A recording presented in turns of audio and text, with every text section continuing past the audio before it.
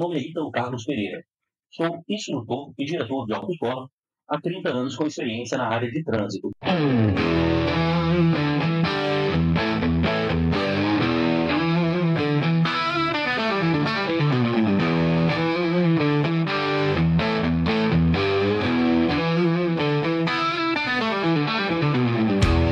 Hoje estaremos recebendo a doutora Luara para falarmos sobre um assunto polêmico, a questão de embriaguez. Doutora Luara?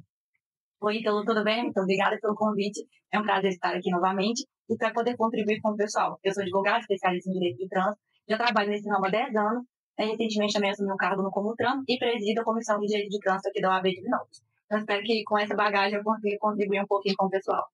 Pois é, doutora Luara, vamos lá. Um assunto polêmico, um assunto muito polêmico sobre a questão de embriaguez. É uma questão que gera muitas dúvidas no decorrer do tempo sobre várias questões. Lembrando que nós tivemos aí uma nova formulação do Código de Trânsito em 1998. O Código ele foi criado em 1968. E de 1968 a 98, praticamente não houveram mudanças nessa questão. Eu acho que é uma questão geral, não só na questão de embriaguez, né? Uma questão geral. E a partir de 98, quando foi criado o Código de Trânsito, nós chamamos até hoje de novo Código de Trânsito, e ele foi estudado ali em 97 e lançado no dia 1º de janeiro de 1998, e de lá para cá houveram várias mudanças.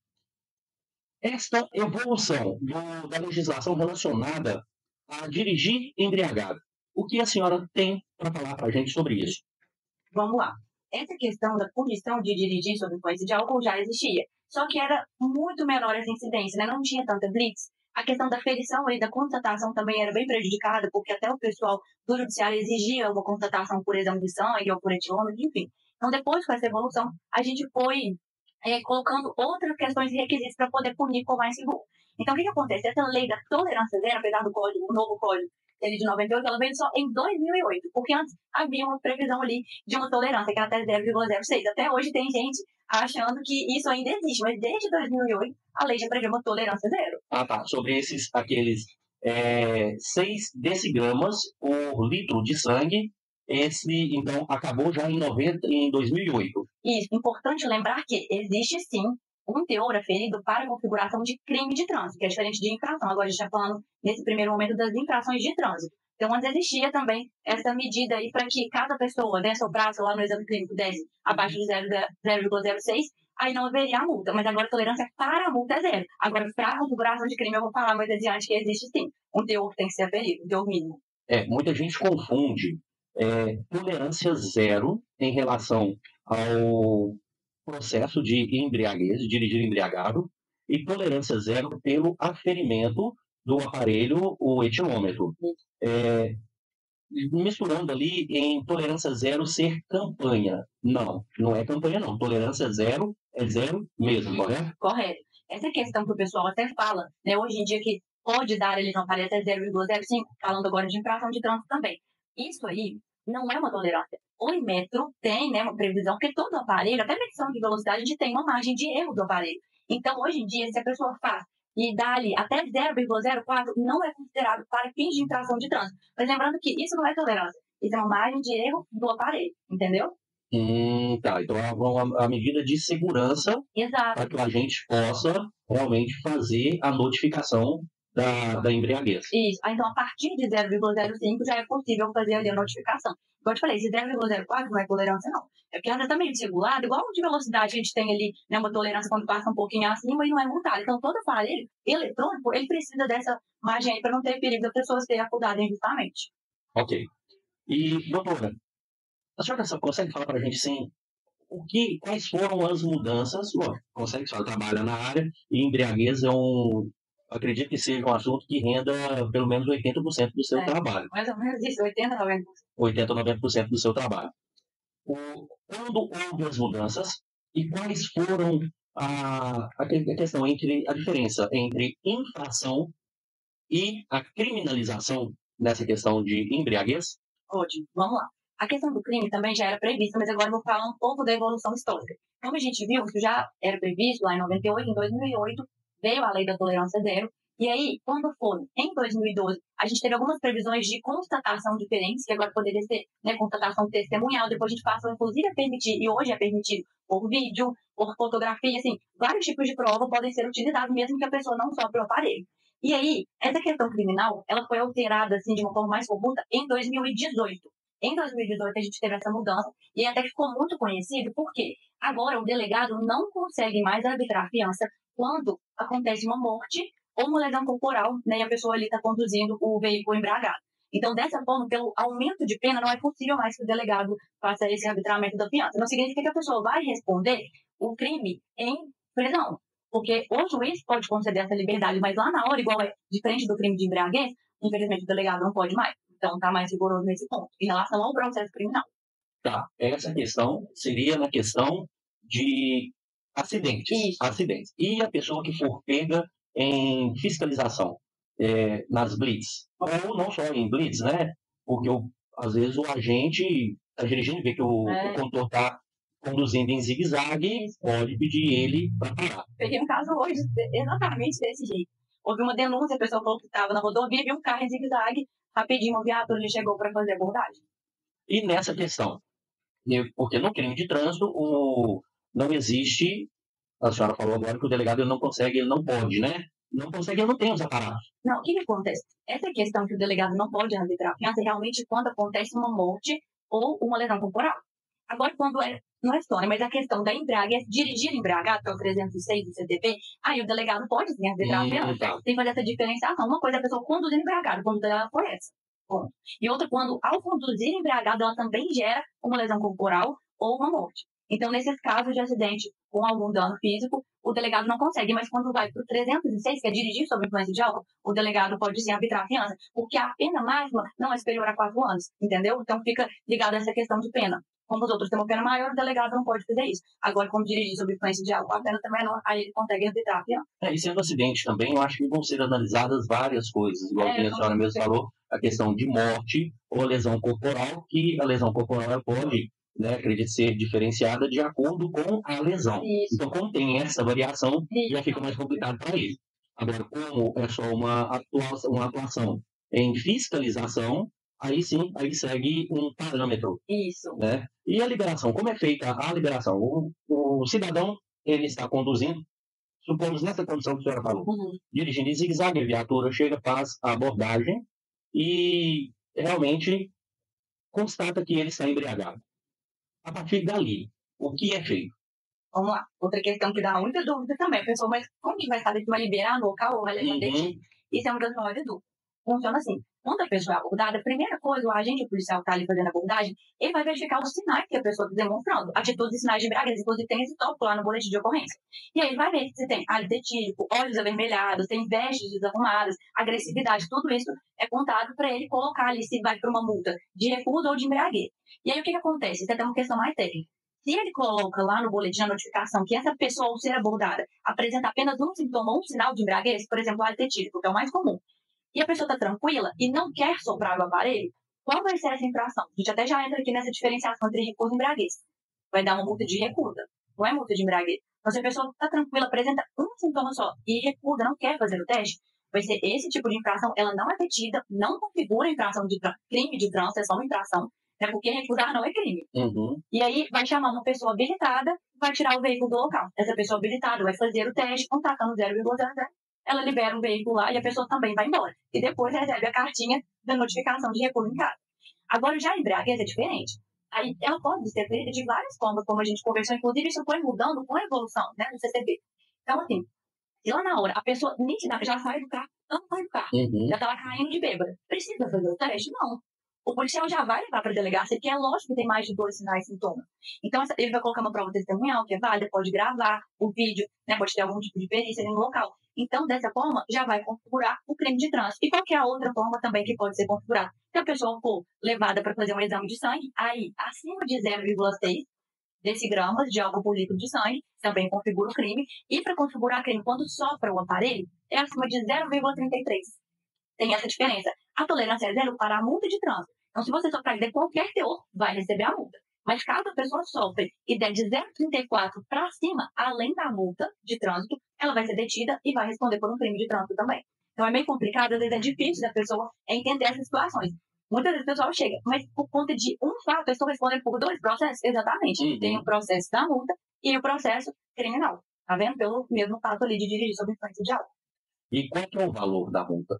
O valor da multa é R$ 2.934. Esse valor da multa de embriaguez também é o valor da multa de recusa. É o mesmo valor das 2 infrações.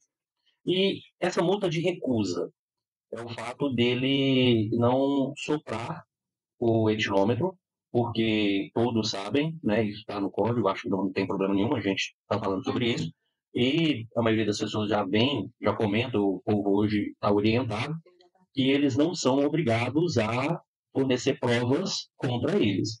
Mas a prova testemunhal do agente de trânsito, ela está no Código de Trânsito, ela é aceita como prova, ou existe algum tipo de processo?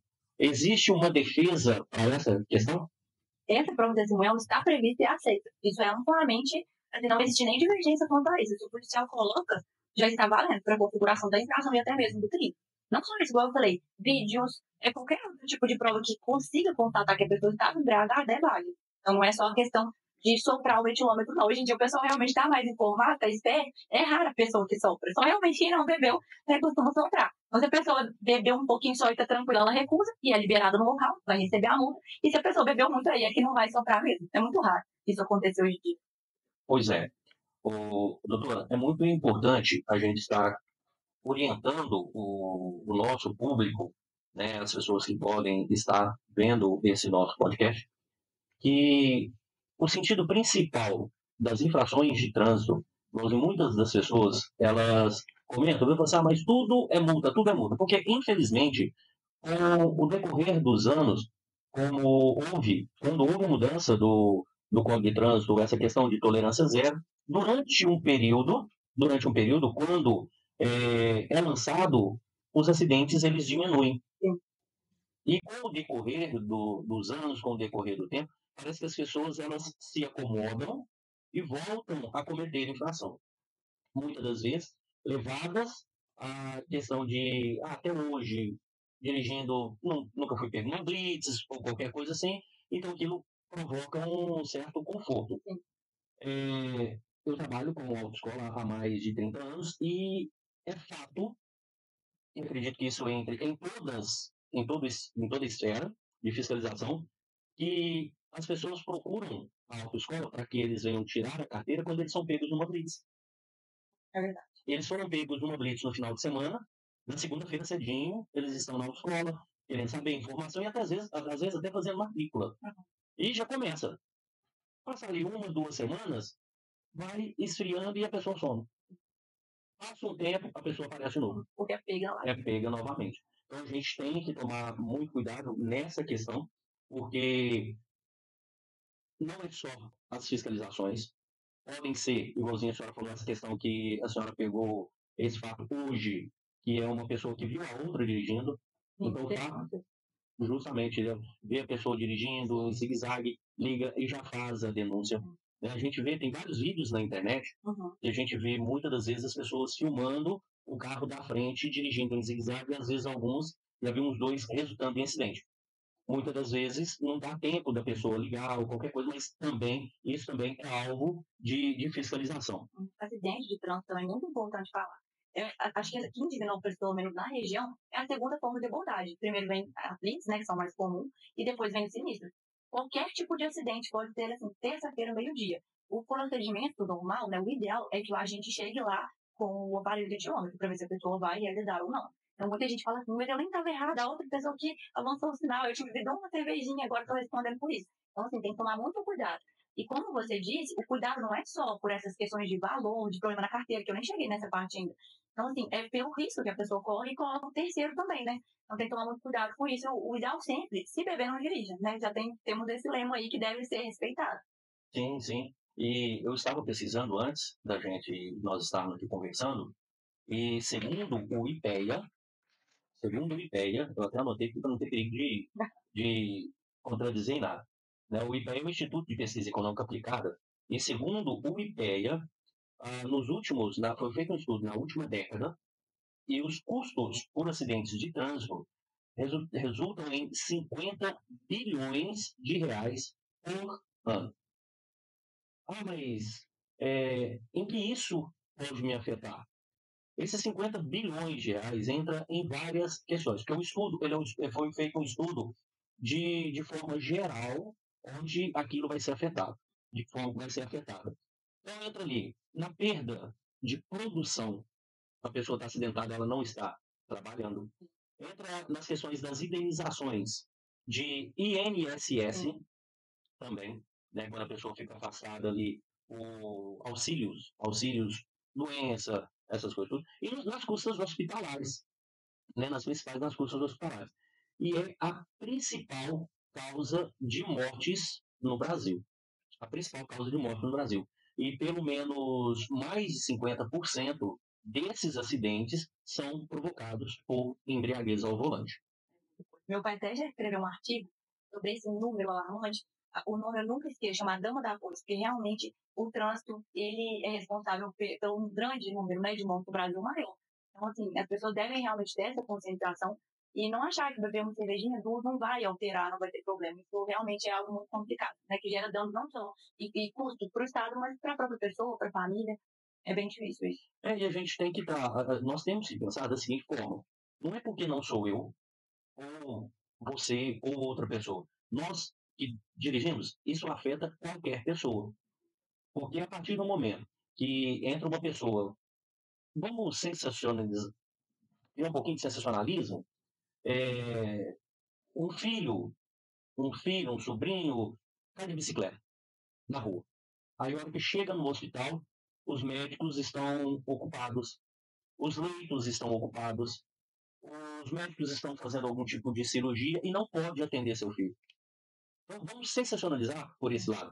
Ou seja, não afeta diretamente só a pessoa que está dirigindo. Por isso que é muito importante, que eu acho muito importante, essa conscientização, porque muitas das vezes um idoso que infartou em casa, ele deixa de receber um atendimento porque aquela outra pessoa, ela está tendo um atendimento devido a outra pessoa que envolveu em um acidente devido à embriaguez. Outras condutas imprudentes também. Ou outras condutas imprudentes também. A senhora falou na questão aí, uma ou duas cervejinhas. Existe algum tempo de segurança, algum tempo que depois de beber você possa dirigir com segurança? Olha, isso é muito complicado e a gente não pode falar aqui. Imagina, eu digo 12 horas, aí a pessoa espera 12 horas e infelizmente é pega. A gente não pode dizer um tempo. O ideal é cerca de 24 horas, porque vai variar muito de acordo com o peso, com a idade, se toma alguma medicação. Então, assim, falar o que bebeu é diferente de beber 2 cervejas e beber um uísque, alguma coisa assim, uma bebida destilada. Então, tem que tomar cuidado, assim. Pelo que a gente vê, o período que seria ideal, né, e seguro, são 24 horas. Eles falam entre 12 e 24, mas dependendo do que a pessoa bebeu, questão de sono, o que comeu, isso tudo vai interferir. Então, é muito complicado falar que seria segurança das 24. Bacana a senhora ter comentado nessa questão do sono. Nessa questão do sono. O sono, ele sozinho, ele é muito complicado. E somado mais a bebida, fica pior ainda. Porque principalmente acredito que quando vai acabando ali o efeito do álcool, vai vindo a fadiga do álcool. E então a fadiga do álcool, juntamente com essa questão do sono também, pode provocar ainda mais problemas. E o que cabe, que eu acho que não requer, não tem um período seguro nem de 12, nem, acredito, muitas das vezes nem das 24 horas. Tem que tomar cuidado realmente com isso. Mas assim, pelo que a gente pesquisa, 24 horas seria seguro. Mas igual eu falo, isso vai depender muito do que a pessoa bebeu, o que comeu. Questão de medicação, a medicação isolada é outro ponto importante. Muitas vezes eu tô lá atendendo cliente e falo, mas eu tomo tal remédio. Até hoje nunca vi uma medicação gerar um teor no sangue, que seja por alveolar, que seja suficiente para gerar uma infração. É lógico que ele, junto com o álcool, pode potencializar os efeitos, né, do álcool no organismo, mas ele de forma isolada, não, nunca vi. Quando a gente até fala assim, eu vou tomar a medicação e vou fazer um exame para ver se vai dar para a gente colocar no recurso. Aí eu falo, olha, acho muito difícil, porque hoje em dia é tudo muito testado, né? Então essa argumentação que o pessoal tenta fazer por muitas vezes, geralmente não cola, não. Eu acho que não existe uma margem de tempo segura. Não existe uma margem de tempo segura. Porque a gente mesmo, as pessoas que às vezes bebem ou qualquer coisa, elas sabem. Quando ela deixa de comer, às vezes o álcool, ela fica embriagada com mais facilidade. A pessoa que não tem costume de beber, ela toma um copo de cerveja, 2 copos de cerveja, ela já fica alterada. O fato, às vezes, de beber uma bebida destilada já pode também determinar o tempo dela ali de embriaguez. E a questão em relação também ao peso da pessoa, tamanho, isso tudo eu acho que influencia, até mesmo a questão do costume. Então, o ideal mesmo é a gente estar aí esperando, vai fazer uma viagem, vai dirigir. Hoje em dia está tão simples, né? A questão de locomoção, a questão de Uber, ou aquilo que eles costumam dizer muito, motorista da vez. Sim, né? escolhe uma pessoa. Escolhe uma pessoa para ficar sem beber e não beber, porque eu acho que é a forma mais segura de não envolvermos outras pessoas, né? Porque eu acho que maior a pena maior, que entra também na questão dos gastos, a pena maior é o quê? É a pena psicológica. Sim. É o fato de você saber, de você ter a certeza que você prejudicou a vida de alguém, que você matou o pai de uma família, né? Que você acabou com o futuro de um filho de uma família. Então, acho que a gente tem que, por isso eu falo que muitas das vezes a gente tem que jogar pelo sensacionalismo. E a maioria das vezes o pessoal comenta, como a gente está na área de trânsito, o pessoal fala, mas tudo é multa, tudo é multa, tudo é multa. Eu digo, gente, não é que tudo é multa, é uma forma de fazer com que ela seja cumprida. O que manda não é a infração de trânsito, porque os valores arrecadados pelas multas de trânsito, elas são insignificativas nos valores que são gastos devido aos motivos. Então é muito complicado. Exatamente. Aproveitando o assunto relacionado às mudanças daí, o fato do motorista beber e causar o acidente, o que, penalmente, ele está sujeito a quê?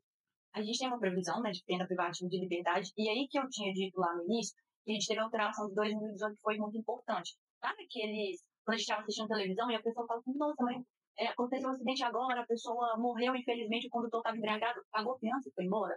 Acho que foi até por essas questões de comoção nacional mesmo, de alguns casos, que eles alteraram a pena privativa. Então, agora, quando acontece morte, a pena máxima é 8 anos e lesão, a pena máxima são 5 anos. E como o delegado, a gente estava nesse assunto lá no início, pode arbitrar a fiança com a pena máxima só até 4 anos, então, como ultrapassou, a pessoa precisa ter uma audiência ali com o juiz para ver se ele vai ser liberado ou não para responder, né, esse crime ali em liberdade. Mas então tem essa parte que está mais enrijecida, né, de não poder pagar fiança e para casa depois que acontece esse tipo de acidente com a pessoa embriagada.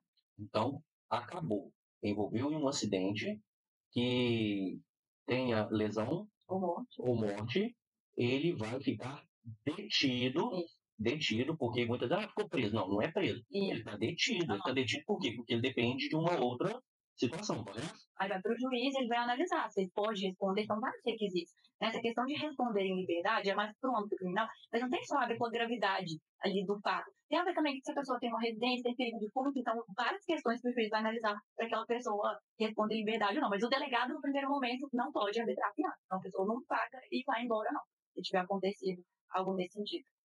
Muitas pessoas se preocupam e comentam sobre que eu vou processar.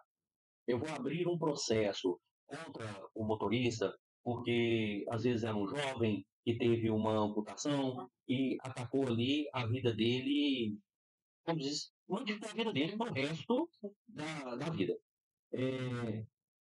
Quais são as diferenças desses tipos de processos? Existe o processo aberto pelo Ministério Público e existe o processo particular. É um ou outro ou podem ter os dois? Podem ter os dois. Inclusive, se a pessoa deseja, né, esse tipo de reparação, dependendo do que aconteceu, ela precisa sim entrar com processo civil, aí não é criminal. É para pedir uma reparação de dano material, moral, essas indenizações. Muitas vezes, às vezes é um pai que tem um filho pequeno, pede até, já vi, né, caso. Até já peguei um parecido de pedir uma indenização até que o filho completasse 18 anos, mensal, então isso. Como se fosse uma pensão. Exatamente. Pela falta que o pai, né, vai fazer na vida da criança ali.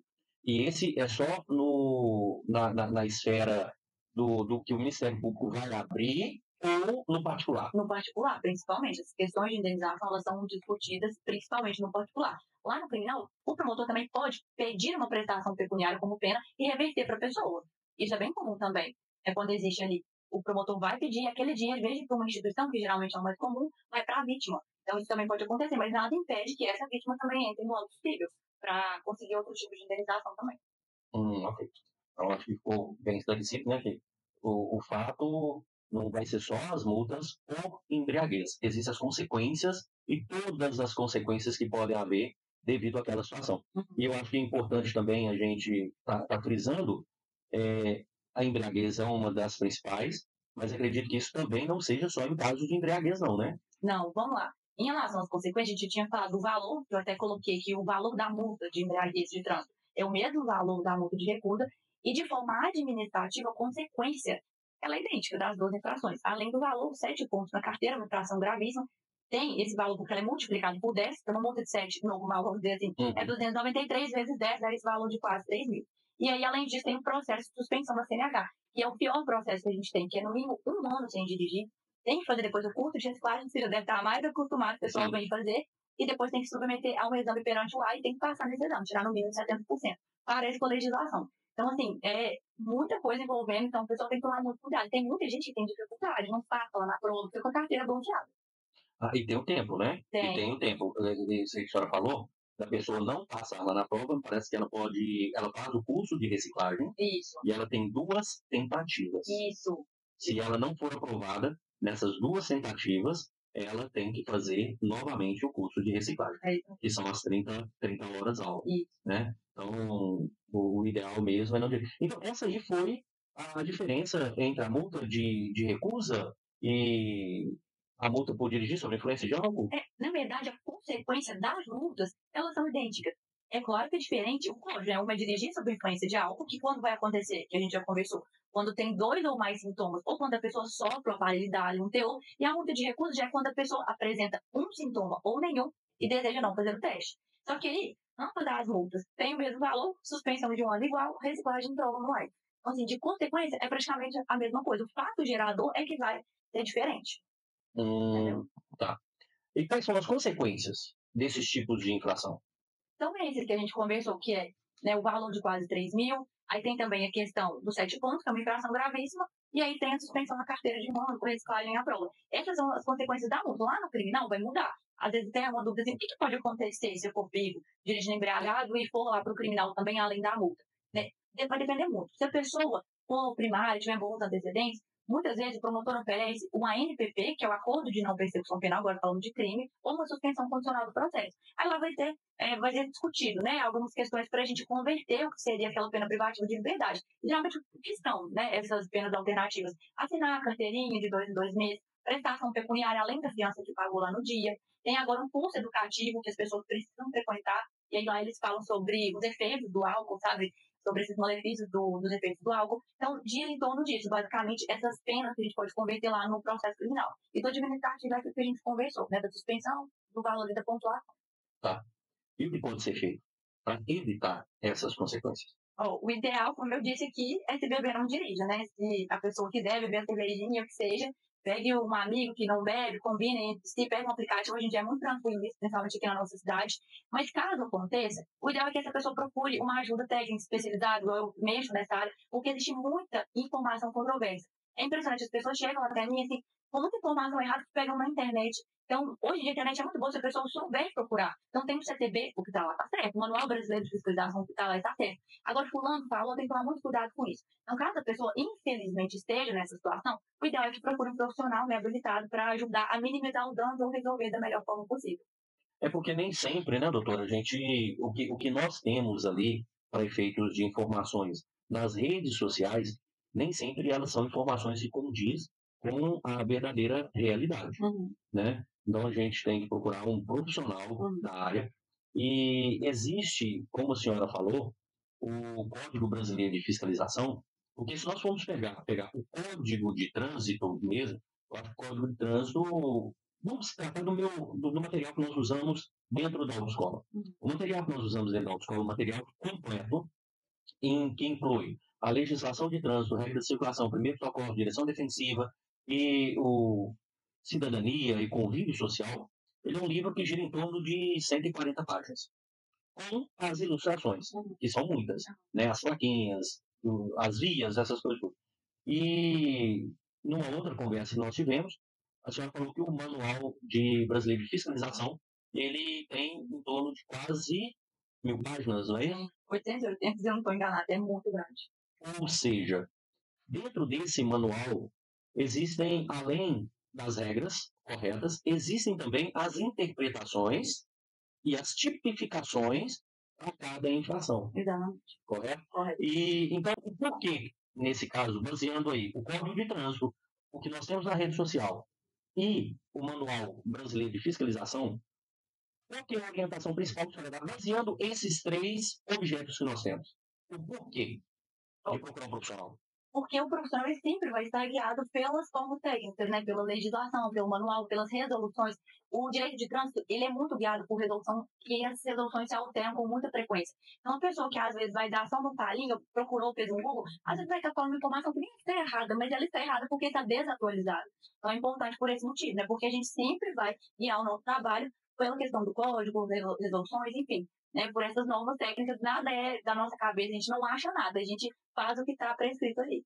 Não existe, a gente costuma dizer, né, que em leis, regras e resoluções não existe achismo. Isso. É o que está anotado.